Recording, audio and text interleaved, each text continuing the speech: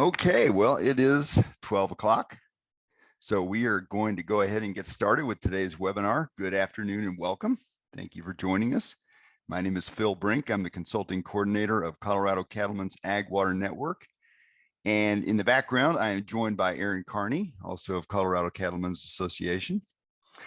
Today's webinar is going to be focusing on reclaiming reservoir storage. Our presenters are Deana Sheriff and Greg Peterson.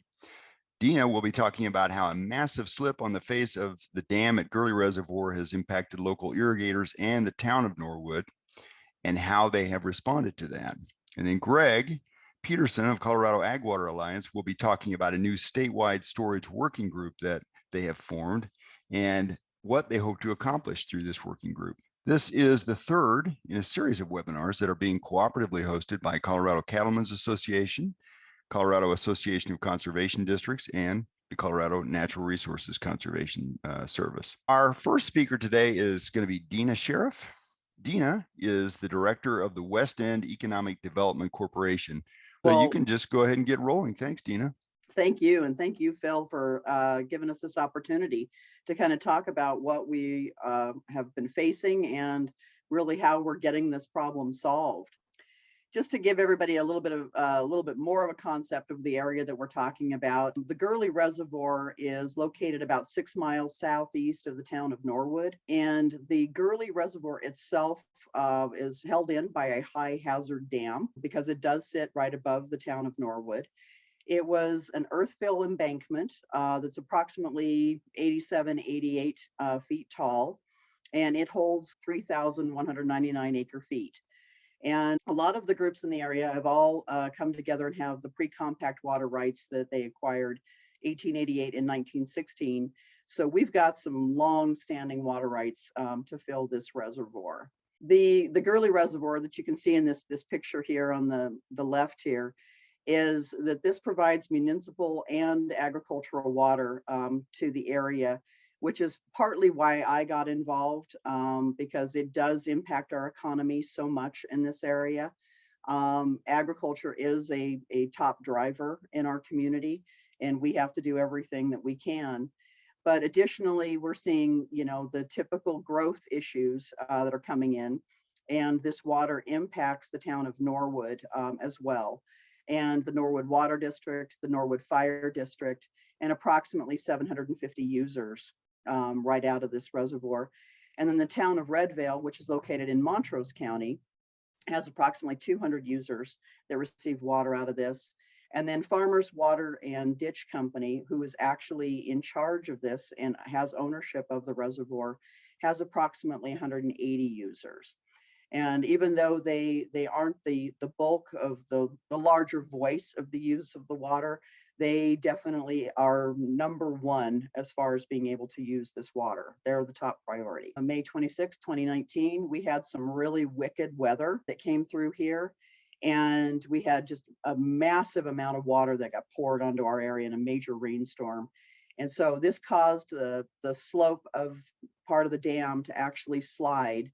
And it's a pretty significant slide altogether, enough that it made the Department of Natural Resources come out and say, you need to lower the water. You cannot have water in as long as this dam is in this kind of condition. So we really had to reduce the storage capacity of 50% down to 50% so that we didn't put the town of Norwood at risk. You can kind of see from this picture that this dam has been repaired several times, but where it slipped was not a previous repair. So it's kind of gives you an idea that the slip is moving across the face of the dam, and we need to make sure that we get these things fixed. But one of the things that really felt the most tragic to our agricultural users is since the slip is we had to start spilling that water as early as March. And when that you're in a drought, you can just imagine the looks on all of our farmers' faces as they're watching this water come out of their nearly full reservoir and heading downstream and not being used. But the good thing is we were able to get engineers out there right away, and they determined that it really could be repaired with a combination of materials that we had on site. We were going to be able to extend an outlet pipe a little bit And we really needed to redesign the entire dam itself so that the old repairs do not continue into the new repairs, and it just keeps acting like a zipper effect along the dam. But the total cost of the repairs on this, that 378,000 and change, is not something that a lot of ag water users, they don't have that kind of money in their bank account. And so we had to figure out a way to come up with this funding to get this fixed. So we started doing what I call capital stacking. You've probably heard that quite a bit. It's just a matter of going to multiple sources to try and put enough money together to get this thing done.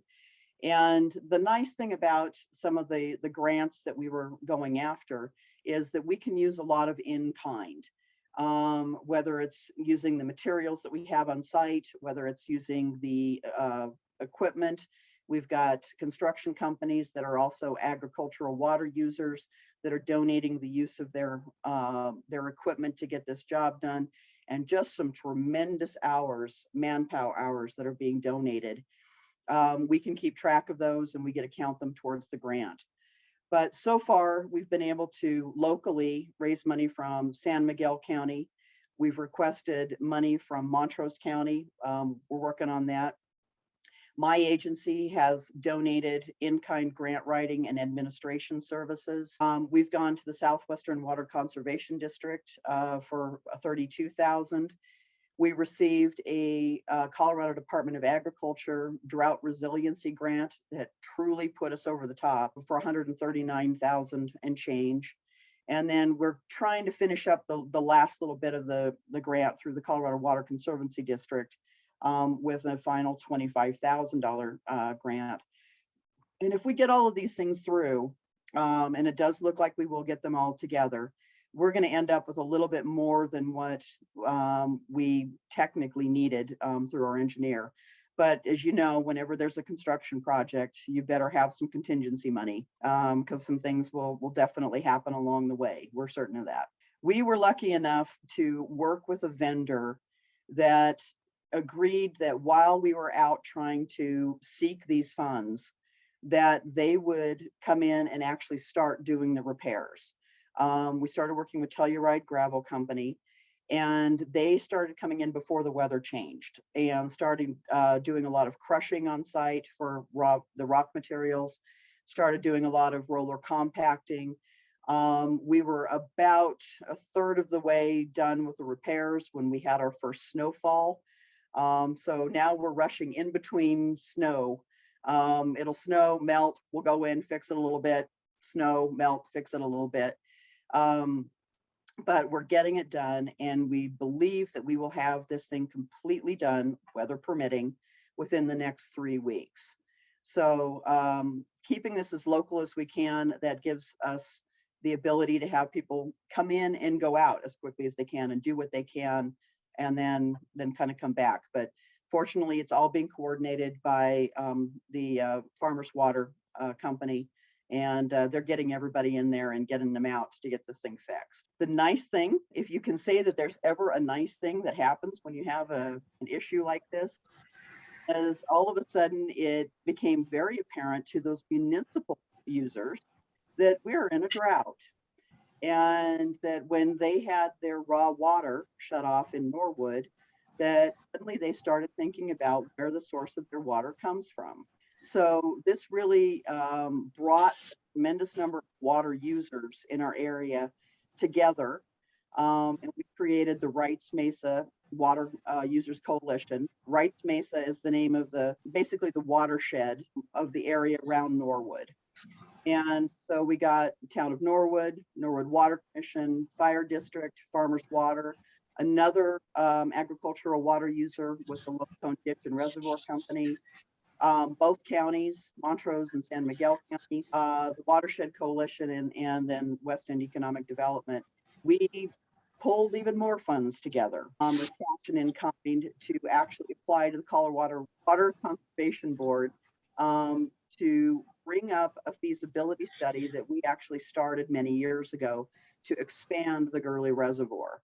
So we're working on that next. The photo here, the new Gurley Dam, Gurley Canyon Dam, has also got the nickname as being called the Straw Dam. And we'd have to go way back in history before me to figure out why they called it the Straw Dam. I have no clue. But as you can kind of see in this picture, you can see the existing Gurley Reservoir up to your right there, and the little bit of a canyon that extends a little bit further. This is actually extending to the northeast of the reservoir. And you can kind of see that we do have an area where we can go, but like anything, we've got to do a little bit of investigation on this. So we've had this idea to expand the Gurley on the books since 2003. And really what this would do is provide additional storage capacity so that we can store any available water that, historically we've had to let go down the river, even though we've had the water rights for it, but we've let it bypass us and go down Beaver Creek to other users downstream. But this will now provide additional inline storage and water management flexibility for the Gurley Ditch distribution system. This will help to secure and make the folks of Norwood pretty happy that they're going to have raw water in the future for their gardens and their lawns. And we really hope that this is going to increase the capacity for carryover storage, because we all know we're in a drought. And we want to make sure that if there's a call on this, that we'll be able to do our part and send more water downstream. There is enough water. Over the last 25 years, we have studied this, and there's enough water to actually fill this reservoir roughly 9 out of 10 years. Of course, we're going to have to go back and look at more recent records because of the recent drought we've been in, and make sure that we've got enough. But the new Gurley would add an additional 3,400 acre feet for municipal, agricultural, and presumably recreation uses. Again, as I mentioned, we should be able to fill it. And our decrees, we have made sure that our decrees are more than adequate to fill the reservoir. And additionally, this helps to protect our existing rights, because some of them are not being used to their full capacity. The beauty of this, or the scary part of this, is we have no clue what this is going to cost. But we are going to do our best to figure it out. And while the federal government is writing checks for large water projects, hopefully here in the very near future, we intend to be in line for those projects to see what we can do to make this happen. So really our next steps on this is we're going to try and get grant funding to hire the engineers to do the update of the study. We've got, of course, do all of our environmental, historical, and habitat studies of the area. Preliminary studies show that this is probably one of the least controversial areas out in our region where we could put a reservoir. We haven't found a lot of Indian camps in that area. We haven't found a tremendous amount of endangered species. Actually, I don't believe we found any endangered species so far. And of course, there's always the environmental. Our particular area is well known for being the uranium and vanadium belt. And so we need to make sure that any of those minerals, whether they are or not in this area, that we take care of those. But we need to find out if there's any land acquisition issues. At the moment, we don't think so, but you know how that stuff comes up. And we've still got to do geophysical surveys to evaluate the actual foundation areas and can we use what is on site. But we will estimate, our state, local, and especially the federal sources that can be acquired. And again, continue this capital stacking kind of stuff that we've got going. And we're already in conversation with Senator Hickenlooper's office and Senator Bennett's office. So if any of you guys have other projects, now is the time to talk to your groups and start putting this before our two senators, because I think they're ready to help us. And immediately after we get the repair done on the existing Gurley, we will be moving forward on seeing what we can do to expand the Gurley. I see there is a question on this. Who is the contractor on the repairs? Right now, we are working with Telluride Gravel Company. And they've been working very well with us, and we greatly appreciate their help. Thanks, Deana. That was just a great summary. Since you had mentioned toward the end of your presentation that Senator Bennett and Senator Hickenloopers are looking for projects right now in conjunction with that infrastructure bill that was recently passed. And it sounds like you've been in contact with them. Have they provided any guidance yet on what information or data, engineering information, et cetera, they need initially? Not yet. They have provided the avenues in which the funding is available, through the funding through USDA, through the Department of Natural Resources, and they're putting all of those things together. It sounds like really useful information. It's So going brand back new, to brand new. the project, and hopefully might be completed in 3 weeks, weather dependent, of course, Yeah, but that's the hope right now. When it is completed, then the Division of Water Resources and some other one or more other agencies have to sign off first, right, before you can start refilling it. Tell that's us about that. the DNR needs to come out and have the dam safety team, and that's DAM, not with the N at the end. But the safety team will come out and make sure that the construction has been done appropriately. We will receive a passing grade, if you will, so we can start hopefully this spring filling when we start seeing the snow melt. The other unusual component that has come into this one is we have to have sign off by Colorado Department of Public Health and Environment as well, because there is municipal water involved. And I believe that they're concerned about making sure that there's no gas or oil or anything that's gotten into the water during the construction process. But hopefully we can have both of those inspections done concurrently, and we can get through this right away. You mentioned, Deana, that as a result of this happening and it really focusing the community, the ag producers, municipal users, the fire district, and so on how essential water, excuse me, water is, and you created Rights Mesa Water Users Coalition. Do you anticipate, I mean, is that structured as a 501c3 at this point, or do you anticipate that it will be, and then will it be used going forward to handle grants and things? Actually, that's where my agency has stepped in. We're helping them to shortcut that step. We're going to act as the pass-through agency. My WEDC, Westend Economic Development, is a 501c3. So we can accept these funds and we can administer these funds. And that's going to save them not having to come together as another entity. So we can just get them in the room together. And as you know, water user groups don't tend to talk to each other. So we almost call this a miracle in itself, that everybody's all together in the same room and we're facing the same problem together. Well, we're going to put a hold on more questions for Deana at the moment and move on to Greg. And Greg Peterson is the executive director of the Colorado Ag Water Alliance. This year, the Colorado Ag Water Alliance has initiated a reservoir rehabilitation work group, and it's focusing on finding more time and cost-effective solutions for addressing the state's many restricted reservoirs. And Greg, I know one thing you have found is that there are well over 100 reservoirs on the Division of Water Resources capacity restricted list.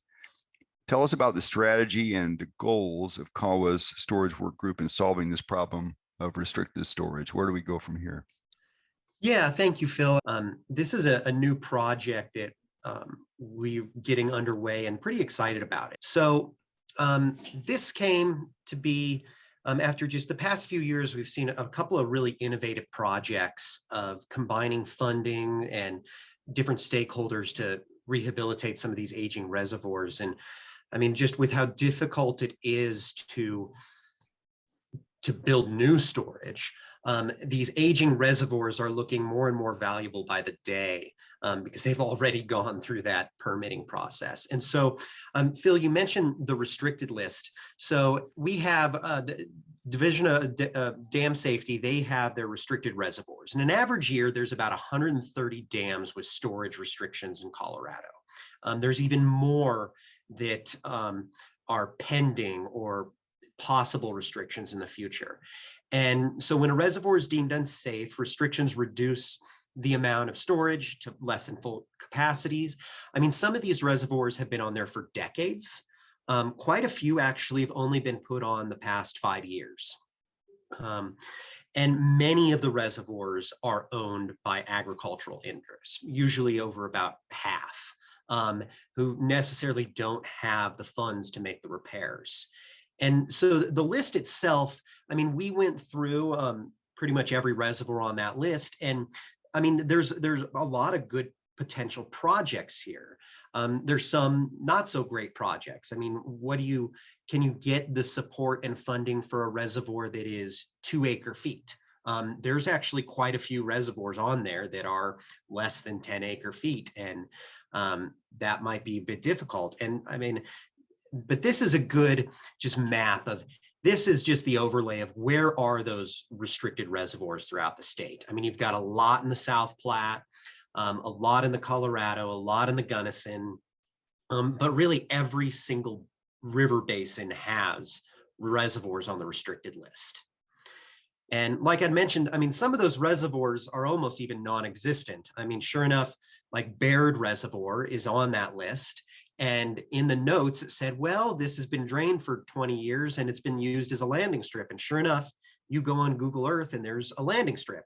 So, I mean, the restricted list in some parts of it is almost like our abandonment list that comes out every 10 years. There's some reservoirs on there that we're not even sure they exist, but they have a WDID number that comes up, but a couple of them we couldn't even verify that they're existing. So there's a few on there like that too. So what this really comes down to, and the purpose of this group, is to try to fund these structures and really play matchmaker and try to connect these reservoirs and reservoir companies to funding that's out there and see what interest there is. I mean, we do have one thing that became very clear with this process, though, is there is no designated source of funding for reservoir rehabilitation in Colorado. Often we've had to use WSRF funding through the Colorado Water Conservation Board. That has been the main workhorse. But besides that, there's no pot of money for that. The water plan grant funding can be used in very specific circumstances.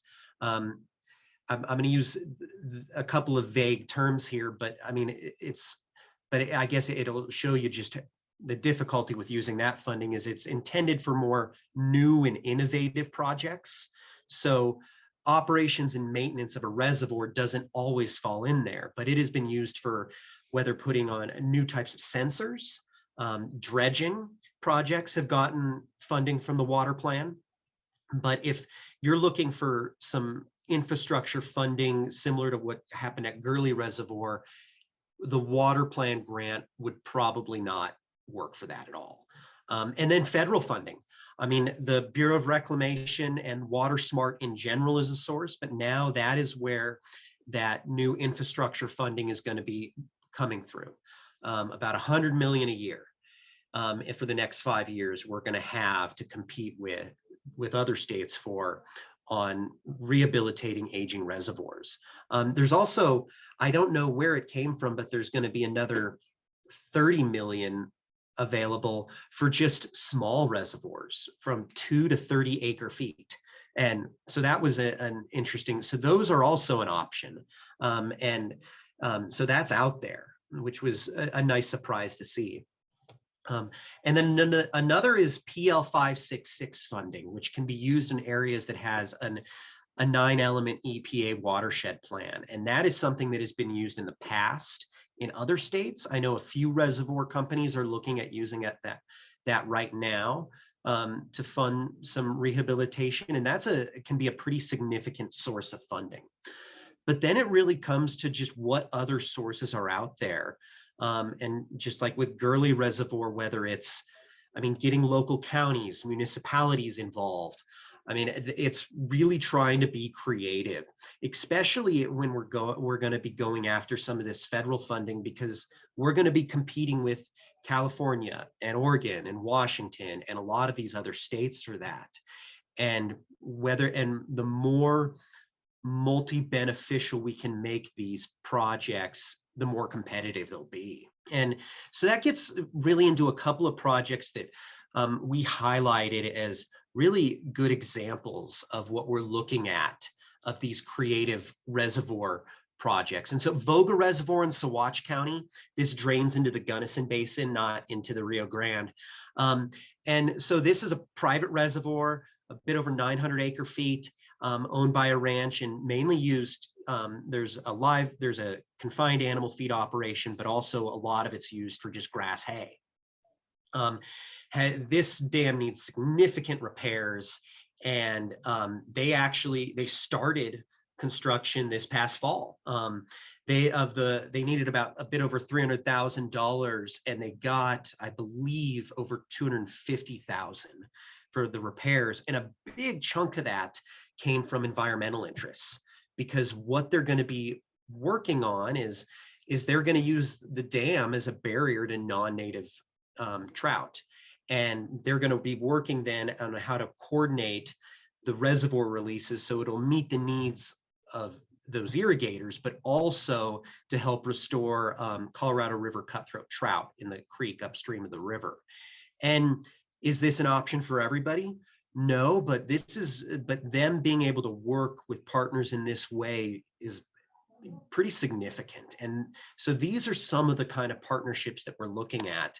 Another good one, a smaller reservoir, is Kendall Dam, Mesa County, up on Grand Mesa.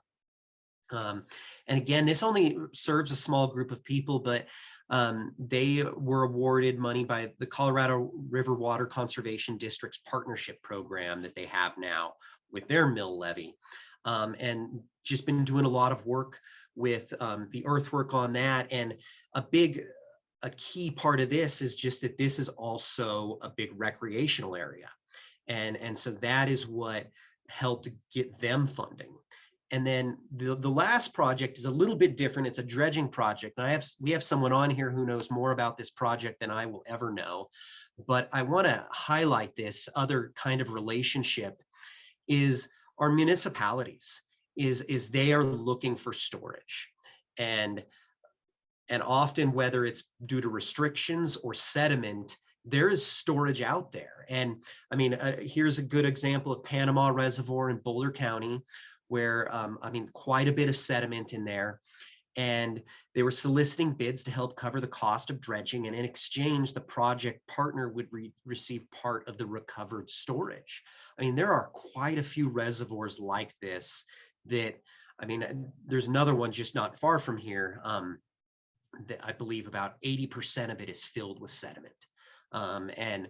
Most of that's agricultural interest. The city of Meade also has some water in there. But this is we might have to get creative like this to fund this, because even some of the more recent dredging projects have been less expensive than past projects, but these can be pretty costly projects. So what potential is there for partners in funding? And that's what we've been working on, pulling together a list of not just reservoirs on the restricted list, but just reaching out and seeing who has a reservoir that needs help. Our next step is really going to be meeting with each of these separate reservoir companies and having an interview. And from that interview, asking a set of questions. So then we could go to and have a kind of a write-up, a dossier on that reservoir of like, okay, what does a municipality need to know? What does an environmental group need to know? What does a special district need to know if there's something in it for them to be involved in this project? And so it's just who is served by the reservoir? What are recreational benefits, environmental benefits in the reservoir or the stream below? And so we're going to be working on that, creating that process. And in the next few months, we're going to be reaching out to reservoir companies and just seeing, are you interested in us trying to find partners and help with writing grants and really pulling the funding together for this project? We can't guarantee anything, but just with the opportunities we have right now at the federal level and at the state level, we're confident that hopefully we can get some of these reservoirs rehabilitated. Thanks, Greg. You had mentioned, Greg, that a lot of these reservoirs have been on this list for a while, some of them probably from many years. I'm wondering, do you know, does that potentially put those water rights that are associated with those storage structures at risk of being partially or fully abandoned? So my understanding is no, because it's not an intent. I mean, Baird Reservoir, that reservoir that is had been drained and a landing strip. I mean, that probably shows intent to abandon, because again, you have to have that intent. But if you don't have water due to lack of an infrastructure issue, just the same if like a culvert is broken down and you can't get water into a ditch, or there's just lack of water due to climate, then you are not liable for abandonment in those circumstances. So you mentioned that one of the really great things about rehabilitating these storage structures as opposed to building new ones is that you avoid a lot of those really big hoops that you have to jump through to build a new reservoir. So can you elaborate on that in terms of what you don't necessarily have to do? Does that mean that you don't, to rehabilitate a reservoir, to do a major dredging project, you would not need an environmental impact statement, or you would not get into NEPA? It depends on the reservoir. You still you might need an environmental impact statement.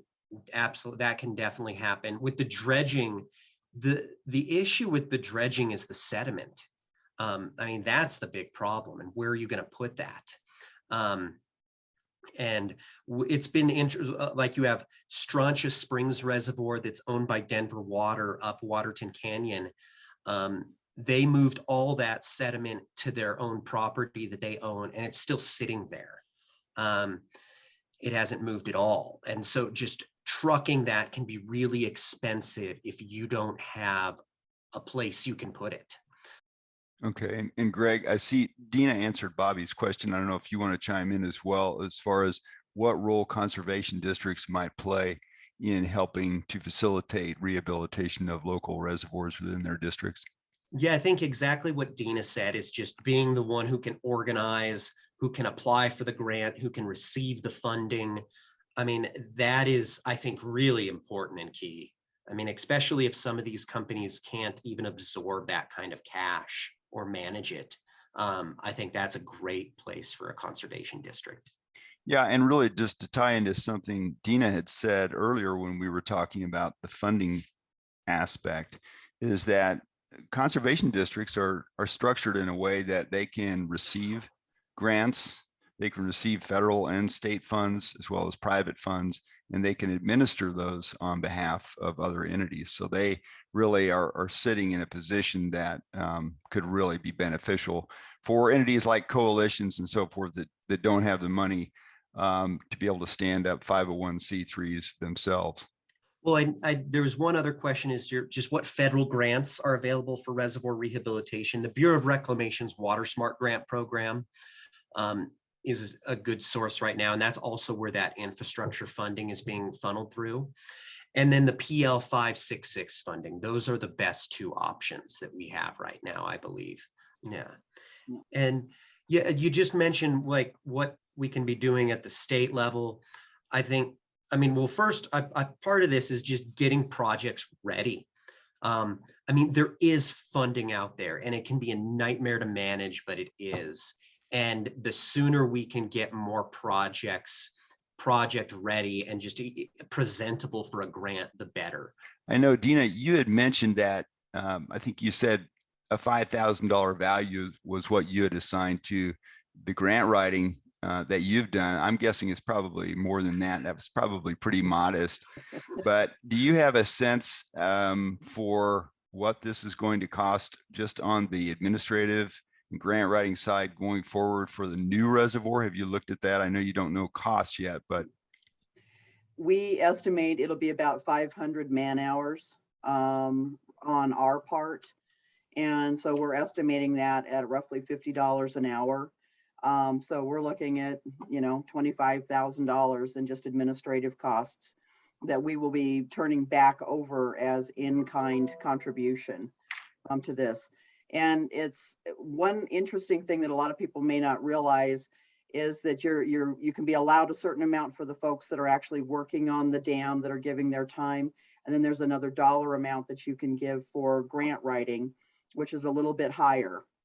So it's like it's 28 an hour for volunteer work, and then for grant writing, it's 50 an hour.